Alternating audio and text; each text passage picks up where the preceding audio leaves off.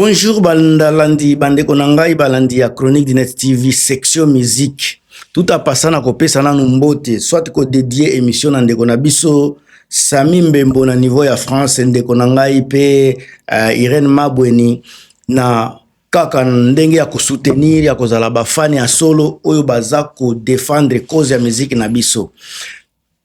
Ça fait déjà 3 fois, so bolandi bien makambo ndenge za ko salema.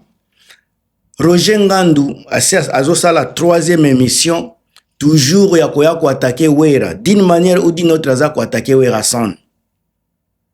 Ce qui botali bien, à chaque fois qu'il a ko sala émission, na minute yo batu ya Wera baza ko répondre yete, azaka ka ye na ye.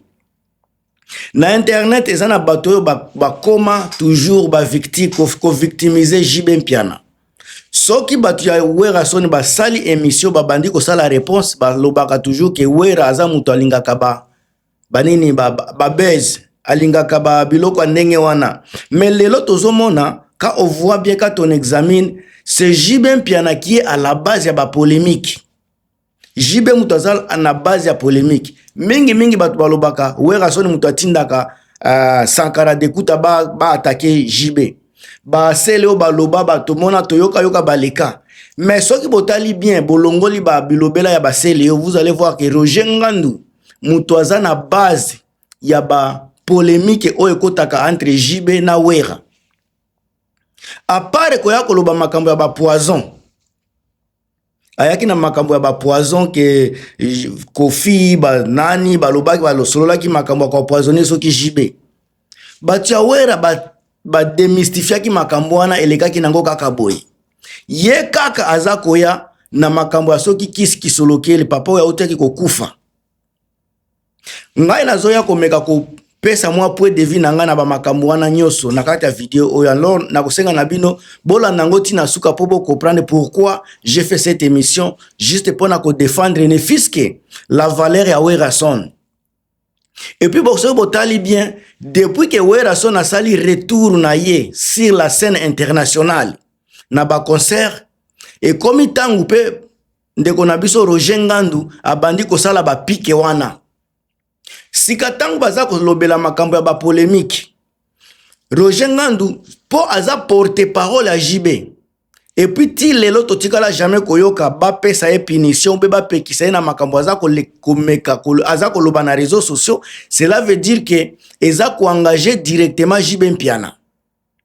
Tangu aza ko loba makambo lelo to loba par exemple mingi eza ko tourner na makambo ya vieux ya oti ko kufa. Mais to soto bandi ko mituna na maison mère tozana bato ebele ba kufa. Tozana ADT ya Kimpui ozala ki penza proche ya Wera. Ba soki ige kitambala. Toza soki ba modi soki monibe production soki moni production ezana ba élément misatu ya kilo ya Wera ba kufaki. JB il est toujours à Kinshasa. Toujours à Kin. Totikala komona pe ye na matanga wana te. Batu baze koloba papa chéri abimakate azal soki leader ya mo fude abimakate matanga ya batu yo baza ko défendre yo abimakate mais ya yo baza ko condamner batu po baya maintenant naza komituna JB azanani o il faut batu ba banda ko finga na ba musicien nyoso po batu baza ko yate pendant que JB aza ko se poumoner ko créer ba polémique ya ko bomananu ya tangu Roger Ngandu azolo baki balingaki ba boma JB. Et loko wana c'est quelque chose très dur et koki komema batu même na ba justice. Mais Wera atiki yango eleka pona ko créer kimia entre bango. Même Roger Ngandu wana aza toujours ko evre pembeni ya JB. Totikala jamais koyoka bakende ko contredire makambo wana. Ata soki ay ko senga pardon. Mais assez à l'obaki déjà makambo wana. Alors pardon ne veut pas dire que balimbi siyo. Kaka ye mutu azako ya toujours na makambo ba soki bakisi soki ba kisi kisombo wati kokufa soki kisi kisolokele soki nani wana. Papa wana atika lance jamais kozala mutu ya maison mère, aza mutu ya JB. ADT atika la jamais kozala mutu ya JB, aza mutu ya Wera. ADT ya Kimpu ya kufa kipe a son âme, totika la jamais komona JB. ba ike kitambala jibe atikala jamais koya te, atikala jamais koya. Oyo tomona ki jibe eza mama ya mwasi ya Werason wana ezalaki na dimension mususu. Tolo bakasipe soki jibe akufeli famille na ye propre nde tokomona pe wera. Mais ba musicien ba administrateur nyonso ya Werason bazoko kufa jamais on a vu jibe mpia na kokota na matanga wana. Bande kototika ba polémique ya kokende boye na boye na boye. Soki botali bien depuis retour à jibe ya Werason sur la scène internationale nde eko créer makambo wana. Eloko ya liboso selon ndenge ba maneti nanga eloko ya liboso oye créer ba polémique wana soki botali génération ba vienyo ya wenge, ce sont des gens qui ne sont pas pour retour ya Werason. Botala bien Blaise Ebula zalaki afroa na Werason. Blaise Ebula Adolphe Dominguez kolobate sika jibe po ami bimisa clairement ezate il faut aleka na nkombo ya ba porte-parole na ye. Sika batu wana nyoso bandeko na ngai baza kosepela te komona Werason akende kobeta bamona pe récite ya Werason kuna. Ce sont les choses au bango baza ko consommer te parce que bango baza na capacité wana te. On doit se dire la vérité. Soki Werason a échouaka na concert ya liboso bolingaki boyo kandenge bakofinga ye. Balingaki baloba il faut koyebaka batana yo, il faut koyebaka ba valeur na yo, osokomi muko balingaki baloba makambo ebele. Comme c'était une récite. Comme c'était une récite, ça ne les a pas etikala jamais kosala bango bien. Ce sont des gens qui sont eglingana lobakango polele. On ne peut pas mancher ba mot. JB aza musicien lokola wera. Bino bokanisi vraiment que ye azako sepela komona wera azako dominer ye parce que ayebi que ba comparaka toujours bango mibale. Mais comparaison wana depuis ba 2010 et si là malgré que si là wera azako continuer toujours ko marcher ko se rajeunir ko sala makambo ya bien makambo minene. Bino bokanisi que jibe azo sepela nango ba gloire ozo kene na Werason ba gloire wana komona wera azako bima chaque année na kombo ayaki na kombo ya ba alerte générale aye na ba nani oyo banani ba maya sika aye na bana sous-sol aye na ba techno malewa génération wana ba na nini na flashing eta ayaki na nini nouvelle génération ndenge bwaka ki bango nouvelle génération lelo aye na génération berceau wera azako se rajeunir azana ba stratégie na ba technique na ya kobima ya koyaka ba gloire wana jibe akosepela nango te parce que mutu nyonso na mokili oyo aza koyemba ba musicien baza na posa ya gloire ezande force de frappe nde baza kozanga. Mais wera aza na force de frappe wana yango bozomona aza ko continuer kosala ba merveille et puis ba merveille wana Adolphe Plaza nango posa parce qu'il a joué en Orléans. Il a échoué na Orléans parce que tobo sanateke na Orléans ezalaki test ya Adolphe. Il a échoué. Blaise Kutu kolobate. Jibe amekaki kotia sale.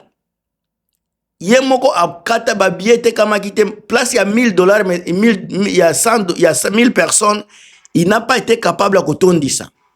Lelo Roger Ngandu aye koloba bango tok azako sala mwa ndenge mais azako linga ko nini ko chrétien toujours koloba ke bango bako beta miziki soki ya ndenge nini. Papa Roger Ngandu za mwana mukete za na yebisa auto solola.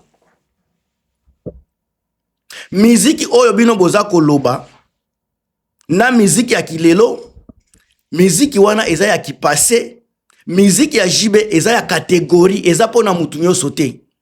On doit se dire la vérité. Soki ezalaki miziki ya tout le monde, nde aza koambale pe tout le monde. Jibe n'a pas préparé carrière future. Jibe a travaillé sur le présent. Yango azana difficulté ya ko proposer batu makambo ya sika. Parce que pour na ya loba déjà mieux vaut être les premiers na mboka ke kozala les derniers libanda. Azana ko banga ko kende ko proposer libanda parce que il n'est pas sûr na makambo a pesa na peuple. Yango bomona ka jibe s'accrochaka toujours na kini parce que audience na ye ezaka kawana soki ambimi libanda amata akita bomona ki Bota la concert à Souka ya JB na poto. Concert à Souka, je pense que ça Bercy. Bercy à JB ezalaki flop balobelaka yango te, ezalaki échec. JB yo moko ayebi. Esika wera kotelemaka côté musique. JB akozalaka jamais na succès. Ayebi yango. Yango akangama na kini. Année passée ou bien année ezokende année moko be deux années ou deux ans ezokende. JB est parti à Côte d'Ivoire. Komeka température na yakende na Côte d'Ivoire. Ba concert ezana ba YouTube eza place nyoso botala qualité ya concert wana na ba prestation ya JB na studio. Bosa binomoko boko zwa résultat ya soki lelo JB ake libanda nini ako proposer na batu. Lelo eza sous makambo ko intimider batu na ba réseaux sociaux te. Lelo eza nde tia libaya beta. C'est ce que fait Werason a fait. Werason depuis que tolobelaka makambo ya concert ata mukolo moko te batikala jamais koloba JB a fait mieux que Wera. Jamais.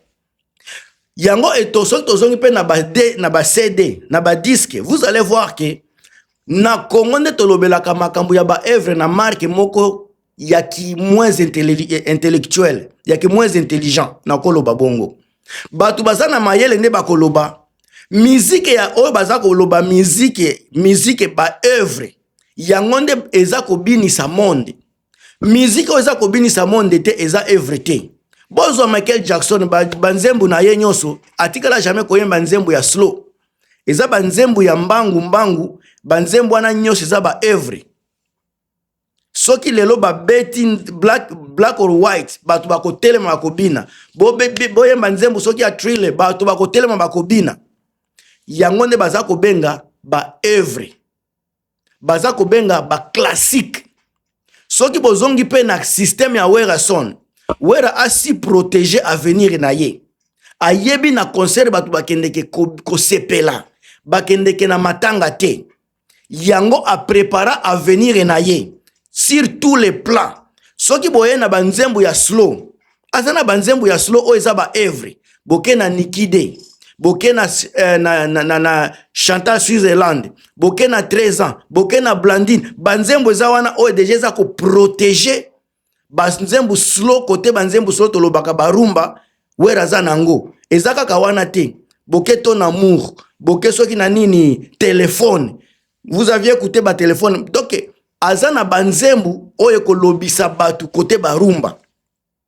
Mais il ne sait pas arrêter kaka na barumba parce qu'il sait que il faut être moussé pe jeunesse. Catégorie na catégorie, il faut pas se retrouver na katia musique na ye. Tango azako bimisa pe banzembu ba chasso dansante, il n'a pas juste préparé banzembu ba chasso dansante. Eza ba chasso dansante na ba dansante. Eza na ba dansante oyo soki oyoki au côté lema. Ayebi ko orienté ba animateur na ye. Selo rythme na ye, selo makambu na ye, selo orchestre na ye. Yango bozomona atikala jamais ko copier kotoyo na kotoyo. Tellement que atikala original na makambu na ye, yango atikala toujours au top na batu nyoso. Soki batie alerte générale. Tout le monde ezana eloko yo mutu na mutu ko se retrouver na kati ya alerte générale même si eza générique. Soki atie nini oyo opération Dragobe kibwisa pimpa. Mutu na mutu ko se retrouver na kati ya générique wana ezana ba cri soit koyemba oyo mutu na mutu ko se retrouver.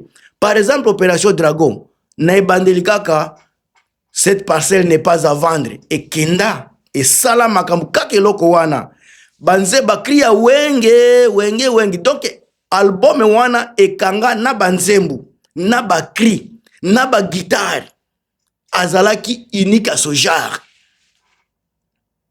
Yango kaka te boke na alerte générale. Azana ba cri, celui qui n'est pas avec nous est contre nous. Et loko wana etambola, c'est le bamama. Donc rythme na ba guitare ba beta kuna. Ti lelo mtu na mtu ko se retrouver. Wera a préparé avenir ya musique na ye. Soki lelo afandi abandi koyemba banzembo so 4 5 o batu bako se retrouver. Akoki ko fanda pe wana abengi ba jeune na ye ba ya ko telemela ye, ba boaki ba cri batu bako telema bako bina. Ce qui n'est pas Kaya Jibe, eza Kaya Adolphe te, eza pe Kaya ba Blaise Bula te. Mutu na mutu aza na dona na chaque groupe. Tozalaka toujours na mutu moko ko se débarquer. Na chaque groupe mutu na mutu se débarquer na marque na ye et puis na chaque génération. Génération ba ya ba Luambo, eza na mutu moko abima. Génération ba soki banani, mutu na mutu abima. Quatrième génération, le seul mutu abima Wera Son. Ata Jibe soki botali bien azalaki ko vimba pe na mupepe kaka ya Wera. Soki lelo bazolobela Jibe, c'est parce que Wera azobeta. Donc tangu Wera azobeta te balobela ka pe masolo Jibe te. Cela veut dire que Jibe pe adiembelaka na kombo ya Wera. Même chose avec na génération lelo tozolobela Fali. Pour Fali, faut pas faire rigola à régner. Il faut Fali azala. Parce que faire rigola a kodiembela succès na mupepe ya feri. Et a fallu pour pas pardon. Logique peut vérité en wana. Alors tant bozo mona Roger Ngando azakoya. Azoluka polémique. Tant bako sala polémique, bango pe bako zonga na actualité. Parce que lelo tolinga te eloko ata mon côté ezako prouver que Jibe pe na ko zonga azongi sipe actualité batu alobeli makambo ngo. Eza pasi. Ce n'est pas normal, eza pe logique était.